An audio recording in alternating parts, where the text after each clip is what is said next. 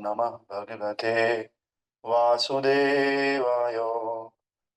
नारायणं नमस्कृत्यं नरं चैव नरोत्तमं देवीं सरस्वतीं व्यासं ततो जयमुदीरये। नष्टप्रायेषु स्वभद्रेषु नित्यं भागवत सेवयां भगवते उत्तमश्लोके भक्तिर्भवति नैष्ठकी। कृष्णाय वासुदेवाय देवकी नन्दनाय च नन्दगोपकुमाराय श्रीगोविन्दाय नमो नमः। मूकं करोति वाचालं पङ्गुं लङ्घयते गिरिं यत्कृपां तमहं वन्दे श्रीगुरो दीनतारिणं। श्रीपरमानन्दमाधवं श्रीकृष्णचैतन्य ईश्वरं गुरुवे गौरचन्द्राय राधिकाय तदालये कृष्णाय कृष्णभक्ताय तद्भक्ताय नमो नमः। नमो विष्णुपादाय कृष्णपृष्ठाय भूतले श्रीमते भक्तिवेदांत गोस्वामिने नामिने। नमस्ते सरस्वते देवे गौरवाणी प्रचारिणे निर्विशेष शून्यवादे पाश्चात्य देशतारिणे। जय श्री कृष्ण चैतन्य प्रभु नित्यानंद श्री अद्वैत गदाधर शिवासादि गौर भक्त वृंद। हरे कृष्णा कृष्णा कृष्णा हरे हरे हरे राम राम राम हरे हरे। गुरुवे गौरचंद्राय राधिकाय तदालये कृष्णाय कृष्ण भक्ताय तदभक्ताय नमो नमः। नमो ओम विष्णुपादाय कृष्ण पृक्षाय भूतले श्रीमते भक्तिवेदांत स्वामिने नामिने। नमो पंकजनाभाय नमो पंकजमालिने नमो पंकजनेत्राय नमस्ते पंकजांग्रये। ग्रंथराज श्रीमद् भागवत महापुराण की जय। श्रील प्रभुपाद गुरु महाराज की जय। अनंत कोटि वैष्णव वृंद की जय। नामाचार्य श्री हरिदास ठाकुर की जय। श्री श्री जगन्नाथ बलदेव सुभद्रा चक्र सुदर्शन की जय। गौर निताय पंचतत्व की जय। नरसिंह देव प्रहलाद महाराज की जय। श्री प्रभुपाद गुरु महाराज की जय। निताय गौर हरि प्रेमानंदे हरि हरि बोल। All glories to small devotees, all glories to small devotees, all glories to Guru and Gauranga, all glories to Divine Krishna Prabhupada की जय। हरे कृष्णा। तो आप सभी भक्तों का स्वागत है श्रीमद् भागवत महापुराण की कक्षा में। हम लोग श्रीमद् भागवत महापुराण का दूसरा स्कंद पढ़ रहे हैं और इसका 5वां अध्याय जिसका नाम है समस्त कारणों के कारण, और इसका श्लोक संख्या हम आज पढ़ेंगे श्लोक संख्या 24, जो कि इस प्रकार से है। सोऽहंकार इति प्रोक्त विकुर्वन् समभूत्रिता वैकारिकस्तेजस्य तामस्येति यदद्विधा द्रव्य शक्ति क्रिया शक्ति ज्ञान शक्ति इति प्रभो। हरे कृष्णा। हरे कृष्ण प्रभुपाद। Yes. सोऽहंकार इति प्रोक्तो विकुर्वन् सम्भुत्थितः वैकारिकस्तेजश्च तामस्य चेतयद्विधा द्रव्याशक्ति क्रियाशक्ति ज्ञानशक्ति इति प्रभुः। हरे कृष्ण प्रभु जी नमः प्रणाम। Yes, सोऽहंकारम् इति प्रोक्तो विकुर्वन् सम्भूत्रितः वैकारिकस्तेजश्च तामश्चेति यद्भक्ता द्रव्यशक्ति क्रियाशक्ति ज्ञानशक्तिरिति प्रभु। हरे कृष्ण। ओके, तो आप सभी का स्वागत है। हम लोगों ने कल देखा जो ये अध्याय है, इसमें हम लोग पढ़ रहे हैं जो नारद जी हैं। नारद जी ब्रह्मा जी से प्रश्न कर रहे हैं कि हमने आपको तपस्या करते हुए देखा है, हमने इस संसार को क्रिएट करते हुए देखा है, तो कभी कभी तो ऐसा लगता है आप ही सब कुछ हैं। लेकिन जब हम देखते हैं कि आप किसी की तपस्या कर रहे हो, किसी के लिए किसी के आगे जा करके हाथ जोड़ रहे हो, तो हमें लगता है कि आपसे भी ऊपर कोई है। तो कृपा करके हमें बताओ कि आपके ऊपर वो कौन है, आप किस किस एक्शन में कार्य करते हो, आपको किसने प्रकट किया है ना। बहुत सारे क्वेश्चंस नारद जी ब्रह्मा जी को पूछते हैं, है ना। ब्रह्मा जी सुनते हैं और सुन करके उत्तर देते हैं। अभी जो हम पढ़ रहे हैं ये ब्रह्मा जी का उत्तर है नारद जी को। तो हमने इसमें बहुत सारी चीजें देखी। नारद जी ने कहा कि मैं और मेरे साथ साथ तुम सब लोग उन्हीं भगवान से प्रकट होते हैं, और मैं भी उन्हीं भगवान की इच्छा से और उन्हीं भगवान की शक्ति से क्रिएशन करता हूँ। वो मुझे रॉ मटेरियल प्रदान करते हैं और साथ ही साथ शक्ति प्रदान करते हैं, जिससे मैं संसार को मॉडिफाई करता हूँ, इस संसार को क्रिएट करता हूँ। लेकिन वास्तविक अगर सृष्टिकर्ता कोई है तो वो भगवान श्री कृष्ण है ना।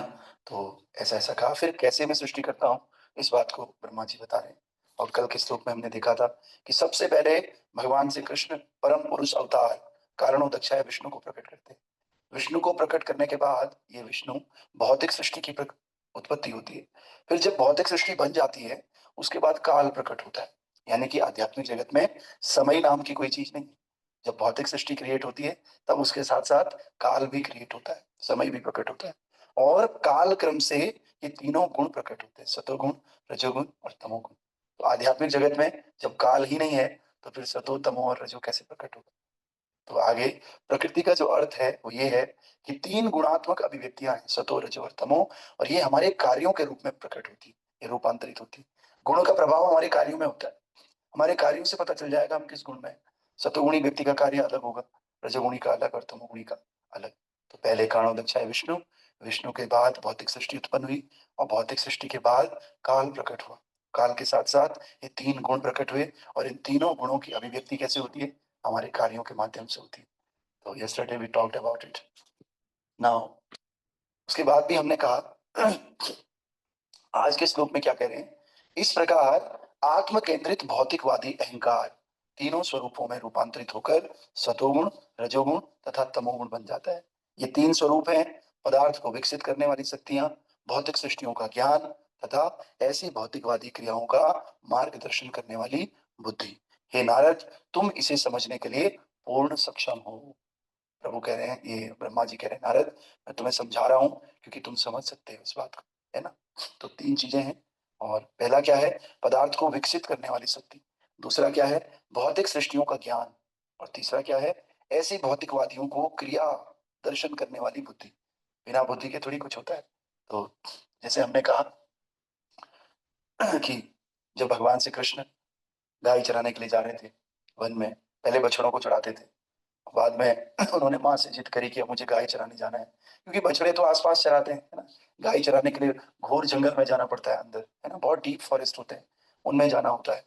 तो मैया यशोदा तीन ही बात कहती है कि तू गाय चराने तो जा सकता है, लेकिन गाय चराने जाने के लिए तीन बातें चाहिए।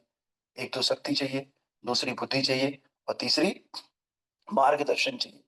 तो वही बात यहाँ पर कह रहे हैं कि इस भौतिक संसार में सबसे पहले तो हमें शक्ति चाहिए, दूसरा ज्ञान चाहिए, ज्ञान मतलब दिशाओं का ज्ञान, और तीसरा हमें मार्गदर्शन करने वाली बुद्धि चाहिए। बुद्धि, शक्ति और डायरेक्शन। बुद्धि भी चाहिए, शक्ति भी चाहिए और डायरेक्शन भी चाहिए। बुद्धि शक्ति है और डायरेक्शन नहीं है तो हम गलत दिशा में चले जाएंगे। इसीलिए डायरेक्शन का होना बहुत आवश्यक है, ताकि हम उस बुद्धि और शक्ति को अच्छी डायरेक्शन में यूज कर सके। तो प्रभुपाद बता रहे हैं कि ये, सॉरी, ब्रह्मा जी बता रहे हैं कि नारद जी, आपको ये सारी चीजें आपको पता है और आप पूरी तरह से सक्षम हो इसको समझने के लिए, है ना। तो तात्पर्य वाय अर्चनीय वंदनीय प्रातः स्मरणीय जगत गुरु श्रील प्रभुपाद जी द्वारा श्रील प्रभुपाद की जय। प्रभुपाद बताते हैं, भौतिकवादी अहंकार या पदार्थ के साथ पहचान का भाव निपट आत्म केंद्रित एवं ईश्वर के अस्तित्व के स्पष्ट ज्ञान से रहित होता है। भौतिकवादी जीवों का यही आत्म केंद्रित अहंकार अन्य वस्तुओं द्वारा उनके बद्ध होने तथा संसार में पड़े रहने का कारण होता है। तो हम सब जानते हैं कि जो अहंकार है उसी के कारण हम यहाँ पर पड़े हुए, ये मेरा है, ये तेरा है, ये इसका है ना। इसीलिए संत क्या कहते हैं, मैं और मेरा, तू और तेरा, है माया का घेरा, व्यथा क्यों भटक रहा है। झूठी काया, ठगनी माया, चक्कर में क्यों आया जगत में लटक रहा है। नर्तन मिला है तुझे, खो क्यों रहा है इसे खेल में। विषय कंचन सिखाया तेरी, लिपटी है विषयों के बेल से। गीता गाए, वेद बताए, फिर भी समझ न आए, व्यथा क्यों भटक रहा है, जगत में लटक रहा है।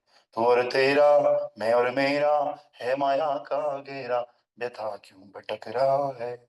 तो प्रभुपाद जी इसी को कह रहे हैं, अहंकार, ये मैं हूं, ये तू है, ये तेरा है, ये मेरा है। ये अहंकार वास्तविक बंधन का कारण है। जितना ज्यादा अहंकार बढ़ता जाएगा, बंधन और मजबूत होता जाएगा, है ना। और जितना जितना ये अहंकार कम होता जाएगा, ये बंधन की जो जंजीरें हैं, ये अदृश्य जंजीरें हैं, जंजीरें दिखती नहीं है, ये जंजीरें धीरे धीरे धीरे धीरे खुलती चली जाएगी। और जिस दिन पूरा अहंकार खत्म, उस दिन भगवान और हमारे बीच में पूरा ट्रांसपेरेंसी हो जाएगी, हम पूरे सामने सामने भगवान को देख पाएंगे, क्योंकि ये जंजीरें खत्म हो जाएंगी, हम बंधन मुक्त हो जाएंगे, है ना। और जो ये आत्म केंद्रित अहंकार है, आत्म केंद्रित अहंकार भगवत गीता के 7वें अध्याय में अच्छी तरह से समझाया गया है। अच्छी तरह से समझाया गया है।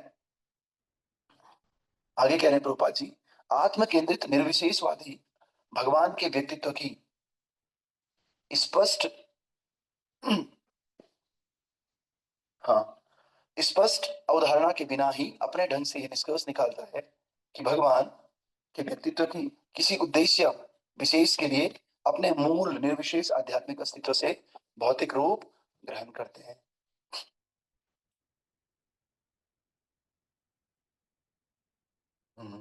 भौतिक रूप ग्रहण करते हैं और स्वकेंद्रित निर्विशेषवादी श्री भगवान संबंधी ये भ्रामक धारणा उसी तरह बनी रहती है, भले ही वो ब्रह्मसूत्र तथा अन्य भौतिक ज्ञान के स्रोत वैदिक साहित्य में रुचि रखता प्रतीत होता हो। श्री भगवान के साकार स्वरूप के प्रति यह ज्ञानता विभिन्न गुणों के मिश्रण को न जानने के कारण है। इस प्रकार निर्विशेषवादी भगवान के शाश्वत अस्तित्व, ज्ञान तथा आनंद से परिपूर्ण सनातन आध्यात्मिक रूप के विषय में धारणा नहीं बना पाते। यही कारण है कि भगवान ये अधिकार अपने पास सुरक्षित रखते हैं कि वे ऐसे अभक्त के समक्ष प्रकट नहीं होते हैं जो भगवत गीता जैसे ग्रंथों का अध्ययन करने के बाद भी मूर्ता से निर्विशेषवादी बने रहते हैं। ये दुराग्रह भगवान की निजी शक्ति योग माया के प्रभाव के कारण होता है और जो ये जिद्दी निर्विशेषवादी की दृष्टि को आच्छादित करने में सहायक बनने का कार्य करता है। ऐसे मोहग्रस्त व्यक्ति को मूर्ख अर्थात निपट अज्ञानी कहा जाता है, क्योंकि वह भगवान के दिव्य रूप को अजन्मा तथा अक्षर के रूप में समझने में असमर्थ रहता है। तो भक्तों, आपने भगवत गीता का एक श्लोक सुना होगा, पहले भी हमने इस पे चर्चा करी थी। अव्यक्तम व्यक्तिमापन्नम मन्यन्ते माम बुद्धया परम भाव मजानन्तो ममा व्यक्तम अनुत्तमम। भगवान भगवत गीता में साफ साफ कह रहे हैं। कई बार लोग लड़ते हैं, कोई कहते हैं भगवान निराकार है, कोई कहता है भगवान साकार है। तो आपको कहीं जाने की आवश्यकता नहीं, आप भगवत गीता खोलिए और भगवत गीता का 7वां अध्याय निकालिए। 7वें अध्याय में आप देखेंगे 24वां श्लोक, 25वां श्लोक, 26वां श्लोक, 27वां श्लोक, ये सब जो है भगवान क्या कर रहे हैं, अपने बारे में बता रहे हैं कि मैं वास्तव में हूं कौन। भगवान कह रहे हैं जो मूर्ख लोग है ना, अव्यक्तम व्यक्ति महापन्नम, वो ये समझते हैं कि पहले मैं निराकार था, अब क्या हो गया, मैंने आकार रख दिया और जो मेरा शरीर है वो कैसा है, भौतिक तत्वों से बना हुआ है। लेकिन भगवान कह रहे हैं ऐसा नहीं है, मैं तो हमेशा से रूप वाला हूं, लेकिन ये लोग मुझे निराकार समझते हैं। और फिर अगला श्लोक आपने देखा होगा, नाम प्रकाश सर्वस्व योग माया समावृत मूढ़ोऽयं नाभिजानाति लोको माम अजम अव्ययम। तो कह रहे हैं कि मैं प्रकाश के कारण अपने आप को ढक देता हूँ योग माया के प्रभाव से, और जो ये मूर्ख लोग हैं ये मेरे को जान नहीं सकते। तो यही प्रभुपाद जी यहाँ पर बता रहे हैं कि इसका कारण क्या है, क्यों लोग नहीं समझ पाते हैं, क्योंकि भगवान की योग माया शक्ति के कारण भगवान अपने आप को ढक लेते हैं। नाहम प्रकाश सर्वस्व योग माया सम आवृत, योग माया से भगवान आपको अपने आप को ढक लेते हैं, और जो मूर्ख व्यक्ति होता है, अभक्त होता है, उसके सामने भगवान अपने आप को प्रकट नहीं करते, क्योंकि भगवान तो केवल भक्ति के वशीभूत होते हैं, प्रेम के वशीभूत होते हैं, लेकिन अभक्त के अंदर ये गुण देखने को मिलता नहीं, इसीलिए भगवान अपने आप को छुपा लेते हैं। और मूर्ख लोग ये समझते हैं भगवान है ही नहीं, भगवान का जो शरीर है, ये शरीर भी भगवान का किससे बना हुआ है, केवल और केवल जैसे हमारा शरीर बना हुआ है अहंकार से, मद से, अस्थि से, हड्डियों से, है ना, खून से, पसीने से, इन सब चीजों से बना हुआ है, इसीलिए ऐसे लोगों को मायावादी बोलते हैं, है ना। और आगे भी आप देखेंगे 26वां श्लोक, वेदाहम समतीतानि वर्तमानानि चार्जुन भविष्यानि च भूतानि माम तो वेद न कश्चन। कह रहे अर्जुन, भगवान होने के नाते, भगवान ने कह दिया मैं भगवान हूं, ऐसा किसी ने नहीं बोला आज तक कि मैं भगवान हूं। कह रहे भगवान होने के नाते मैं भूतकाल में जो कुछ हुआ है, भविष्य में जो कुछ होगा, और अभी वर्तमान में जो कुछ हो रहा है, मैं वो सब कुछ जानता हूँ, मैं समस्त जीवों को भी जानता हूँ, किंतु मुझे कोई नहीं जानता। भगवान से कह रहे हैं कि भगवान मुझे सबको जानता हूं मैं, लेकिन मेरे को कोई नहीं जानता। इच्छा द्वेष समुत्थेन द्वंद्व मोहेन भारत सर्वभूतानि सम्मोहम सर्गे यान्ति परन्तप। हे भरतवंशी, शत्रुओं को जीतने वाले सभी जीवात्माएं इच्छा और द्वेष से उत्पन्न द्वंद्वों से मोहित होकर मोह में जन्म लेती हैं। हम जितने लोगों ने भी मोह में जन्म लिया ना, ऐसा हम पहले से ही मोह में पड़े हुए, इल्यूजन में। इसलिए इसमें बहुत ज्यादा अब आश्चर्यचकित होने की आवश्यकता नहीं है कि हम लोग मूर्ख हैं, हम लोग मोह में पड़े हुए हैं, हम लोग संसार में जकड़े हुए हैं। ये बहुत ऑब्वियस है, भगवान भी अपने मुंह से कह रहे हैं भगवत गीता में, है ना। तो इसके बाद हम कल पढ़ेंगे। कल आप सबका बहुत बहुत धन्यवाद। कृष्ण जन्माष्टमी हमने अच्छे से मनाई, कृष्ण कथा को सुना, प्रभुपाद जी का ग्लोरिफिकेशन कल हमने सुना, है ना। आगे और भी सारे फेस्टिवल्स आ रहे हैं धीरे धीरे, तो हम सब लोग इन फेस्टिवल्स को बहुत ही एंथुजियाज्म के साथ मनाएंगे। क्योंकि जैसे मैं कहता हूँ आपको कि भक्ति जगत में सर्वश्रेष्ठ चीज़ अगर कोई है, तो वो है वासुदेव कथा रुचि। भगवान श्री कृष्ण की कथाओं में रुचि होना, ये सबसे बड़ा सौभाग्य है और भगवान श्री कृष्ण की कथा को नियमित रूप से सुनना, ये सबसे बड़ा टेस्ट है, सबसे बड़ी सेवा है। इसीलिए जो भी हो, जैसा भी हो हमारे जीवन में, हम सबको एक चीज़ को नहीं छोड़ना है, श्रीमद् भागवत कथा को, जो कि बार-बार मैं सदा सेव्या श्रीमद्भागवती कथा, यस्य स्मरणमात्रेण हरि चित्त समाश्रयित। हम सब लोग भक्ति मार्ग में आए किस लिए? केवल और केवल भगवान को अपने चित्त में बिठाने के लिए, भगवान की भक्ति करने के लिए, भगवान का दर्शन करने के लिए, भगवान की प्राप्ति करने के लिए। और भगवान की प्राप्ति का केवल एक ही साधन है। क्या साधन है? सदा सेव्या श्रीमद् भागवती कथा। हमेशा हमें श्रीमद् भागवत की इस कथा को जीवन में ग्रहण करना है, सुनना है और इसके अनुसार अपने जीवन को जीना है, कुछ नहीं करना। अगर आपकी हियरिंग अच्छी होगी, श्रवण अच्छे से करोगे, कीर्तन अपने आप हो जाएगा, कीर्तन होगा तो स्मरण अपने आप हो जाएगा। और जब ये सब चीजें होंगी तो भगवत प्राप्ति निश्चित है, इसमें कोई संशय नहीं। इसलिए आप सब आइए और अपने दिन को मंगलमय बनाइए, अपने जीवन को मंगलमय बनाइए और भगवान की कथा को अपने जीवन में स्वीकार कीजिए। अभी बहुत सारे फेस्टिवल्स हैं, कार्तिक आएगा और भी चीजें आएंगी, तो आप लोग इसके लिए रेडी रहिए, उत्साहित रहिए और भगवान की भक्ति में और प्रगति कीजिए। यस, सॉरी प्रभु, हरे कृष्ण। हरे कृष्ण प्रभु जी। प्रभु जी एक्चुअली हमारे साथ एक नए मेरा एक दोस्त है श्रेयस, तो वो जुड़े हैं आज। श्रेयस है ना, मेरा अच्छा एक अच्छा, दोस्त जुड़ा है ठीक श्रेयस, तो वो आ जाए। ठीक है। श्रेयस प्रभु का बहुत बहुत स्वागत है। हम भगवान से प्रार्थना करते हैं इनका जीवन मंगलमय हो, इसी तरह ये भागवतम क्लास में आते रहें और भगवान की भक्ति में प्रगति करें। हमारे साथ एक और माता जी भी जुड़ी हुई हैं आज। चित्रा माता जी हमारे टेम्पल में आती हैं, अभी मैं देखा, तो माता जी का भी स्वागत है।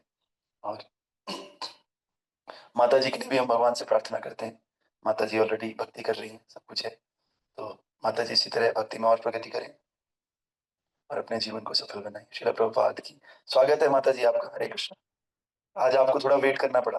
श्रील प्रभुपाद की आनंद जय। आया प्रभु जी, आनंद आनंद। ओके माता, okay, Hare thank you Krishna माता जी। प्रभु जी। हरे कृष्ण प्रभु जी, धन्यवाद प्रभु यस जी।